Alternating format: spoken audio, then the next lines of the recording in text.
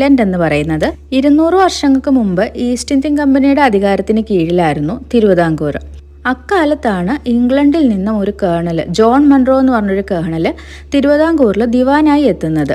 അദ്ദേഹം അവിടെ കുറേ കാര്യങ്ങൾ ചെയ്യുന്നു.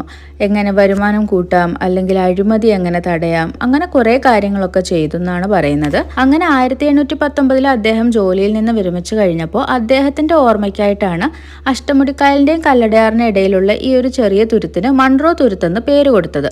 അതുപോലെ പണ്ട് കല്ലടയാറിൽ നിന്ന് വെള്ളം കയറുന്ന സമയത്ത് ഇവിടെയൊക്കെ വെള്ളപ്പൊക്കം ഉണ്ടാവാതിരിക്കാൻ വേണ്ടിയിട്ട് ബ്രിട്ടീഷ് കേണൽ ജോൺ മൺറോ കല്ലടയാറിൻ്റെ ഒരു ഭാഗത്ത് നിന്ന് കൈവഴി സൃഷ്ടിച്ച് വെള്ളം വേറൊരു ഭാഗത്തേക്ക് തിരിച്ചുവിട്ടു. അപ്പോൾ അതിൻ്റെയൊക്കെ ഭാഗമായിട്ട് ഇവിടെ കുറേ തുരുത്തുകൾ ഉണ്ടായതെന്നൊക്കെയാണ് പറയുന്നത്.